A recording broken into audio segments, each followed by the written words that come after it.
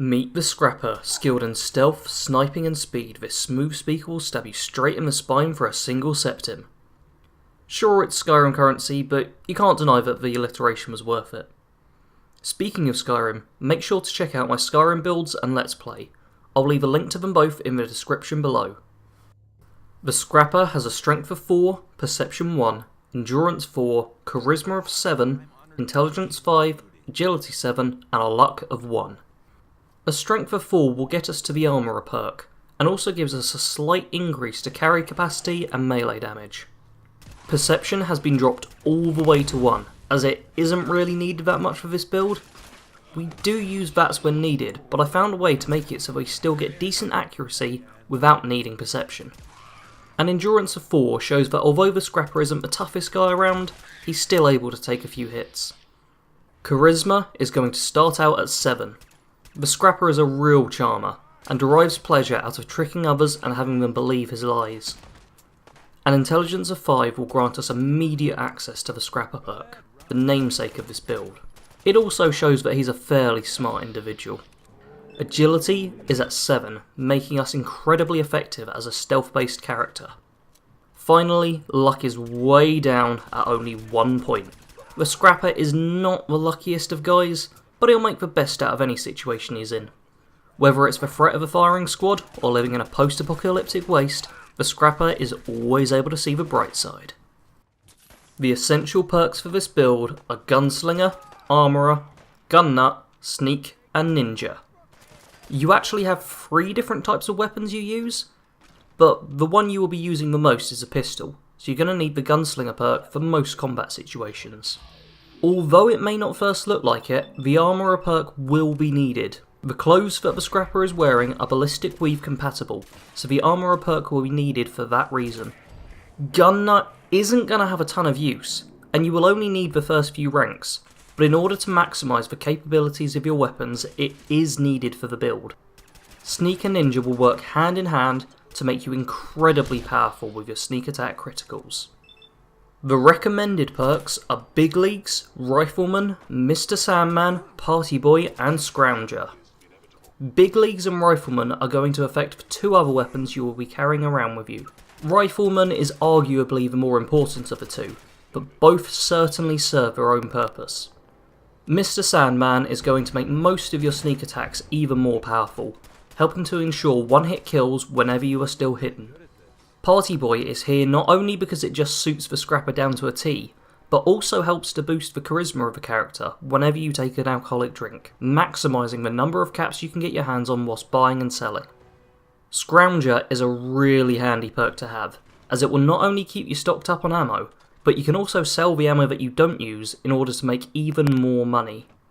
The role-playing perks of the build are Lady Killer, Cap Collector, Fortune Finder, and Scrapper. This build has some real character, so the role-playing perks are plentiful. First of all, Lady Killer really exemplifies the charming nature of the Scrapper.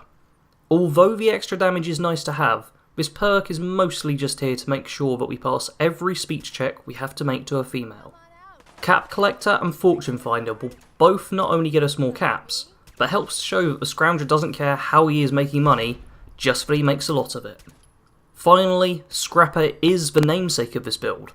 Although a handy little perk to have for modding gear and helping with settlement building, it is really here in order to help the character feel a little more rough around the edges. He's not going to waste his time hunting down the specific party needs. If he needs one screw, he's not going to go look for it, he'll just smash apart another gun to get what he wants. What can I say about the Scrapper? He's smart, charming, and incredibly handsome. Needless to say, when he was at school, every single girl that had even heard of him immediately fell for him, and with just a single smile he could make them go weak in the knees. At least that's what he believed. In truth, people could tell that there was something a little off about him. The girls at school may well have had crushes on him, but most of them could tell that it wasn't worth dating him, as he was definitely not being honest whenever he spoke. The Scrapper felt that he was king of high school, but in truth he had a fairly normal life during school, and when he graduated he didn't really know what to do with himself. He spent a large amount of time looking for some sort of job that suited him. He had a natural talent for sales, being able to sweet talk any customer that approached him and get them to buy whatever he told them to. However, this didn't pay as well as he would have liked, and the sales jobs that would pay better required him wearing a suit and selling to rich people, who the scrapper personally felt were all a bit stuck up. In the end, he spent too long drifting around from job to job and was enlisted into the army. Although not the perfect soldier by any means, he was smart enough to see an opportunity granted by being out on the battlefield. After every battle, he would loot the field, taking any valuables off of the fallen soldiers, and even removing their boots in order to make some extra cash, selling them through contacts he had been able to charm enough to move his goods for him. He developed a huge network of people to help him move everything he could get his hands on, and even used an elaborate network of messenger pigeons to get messages to and from potential buyers. He would sell his goods to absolutely anyone that he could, even selling back weapons to the Chinese that he had taken off of their dead soldiers. Despite making a ton of money off of this scheme, the scrapper eventually ran into problems. Rumours began in his network of someone who was planning to sell him out to the authorities. Obviously, the scrapper couldn't let this happen, so he tracked down the man responsible and decided that he would persuade him not to talk to anyone else. He charmed the man to the best of his abilities, but it was to no avail. He was told in very blunt terms that there was nothing he could say to stop the man doing the right thing and reporting him to the authorities. The scrapper agreed that he wouldn't be able to charm the man, and told him that he would face his fate honourably. As soon as the informant had turned his back on him, the scrapper stuck his knife into the man's spine and began twisting it, sending him twitching to the ground. With a few quick stamps to the head, the scrapper ended the man's life. If someone couldn't be charmed, then killing them would have to do. With the amount of casualties the war was causing, it wasn't all that difficult to dispose of the body and business returned to normal. Things didn't go on for too much longer though, as it turned out that the authorities had been alerted to what the scrapper was doing, but they hadn't been able to get any solid proof. In the end, they planted some stolen contraband with his gear in order to get him kicked out of the army. It wasn't the result they had ideally wanted, but with the scrapper gone, his network quickly fell apart. The scrapper certainly wasn't happy about being kicked out of the army, but he had made plenty of money, so he decided he deserved to have a bit of a retirement. He settled down in a lovely little house, charmed the most attractive woman in town, and made her his wife, and together they even had a son. The scrapper was pretty pleased with his life, but will find that no amount of money and charm can stop nuclear Armageddon from taking everything from you. The scrapper will be siding with the railroad. He's a sneaky guy who loves dishonesty and will flourish working for a group that relies on secrecy. He doesn't actually care either way about helping simps. This isn't because he views them as different from people. In fact, he treats them exactly the same as humans. The problem is that he doesn't care about anyone, so everybody gets equal lack of empathy from him. It may seem like he should instead be joining the Institute, but to the scrapper, everyone in the Institute is kind of stuck up and boring. He will enjoy being a part of a railroad, much more, as he gets to live a rougher lifestyle with people who he can manipulate nice and easily. The perfect companion for this build is Deacon. A pair of sneaky compulsive liars, walking the wastes and doing whatever they want is just great. Deacon definitely has more morals than the scrapper, but the two will still get along fine. Both are charismatic individuals who can charm each other with ease.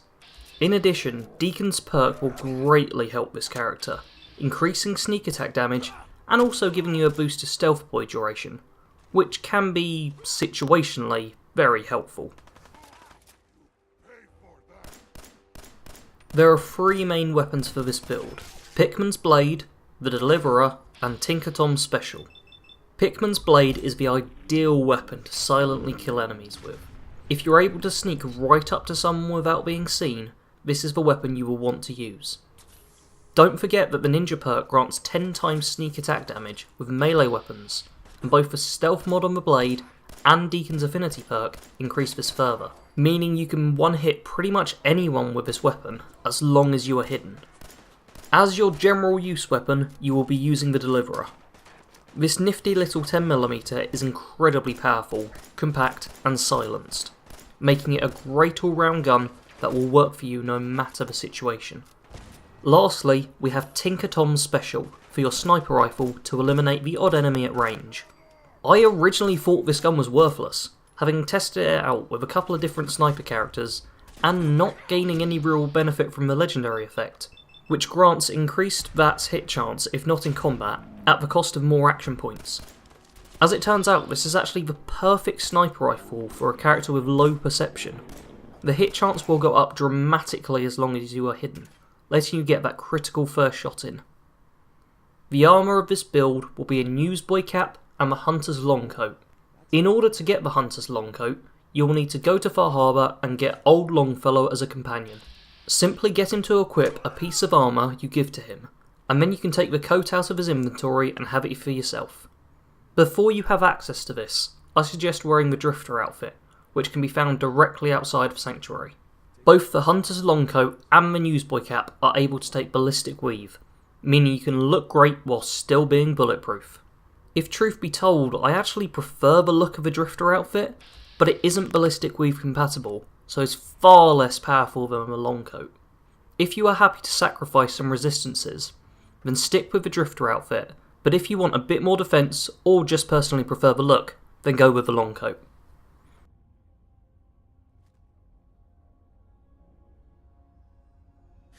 This is a stealth build, but I also designed it to be a fast-paced character. You want to eliminate all of your enemies rapidly, switching between weapons in order to get the job done as quickly and easily as possible. In most combat situations, I suggest not planning it out meticulously, and instead just winging it. This not only makes the game more interesting, but it suits the Scrapper perfectly. Outside of combat, you'll want to constantly lie to and trick people whenever you get the chance. This character is a compulsive liar. Telling the truth isn't in his nature. To help out with this, make sure to choose the sarcastic option whenever you can. Sarcasm is a great way to avoid telling people the truth, while still staying light-hearted and having fun with them. Thank you all for watching my latest build. I've had real fun with this one, as I love getting the chance to play as a real scoundrel in video games. If you enjoyed the video, make sure to hit that like button, and also comment below with your thoughts, and if you plan on doing a playthrough as this guy. In addition, make sure to subscribe to the channel if you aren't already. I upload Fallout 4 builds every Sunday, and I'm constantly working on other series to add to the channel too, so there's something for everyone. Share this video on Facebook, Twitter, Reddit, or on any other platforms you can think of. If you're feeling really up for it, you could even create an elaborate network of messenger pigeons that send a URL of the video to everyone you know. Just think about how impressive that would be. Thanks again for watching, and make sure to tune in the same time next week for another great build.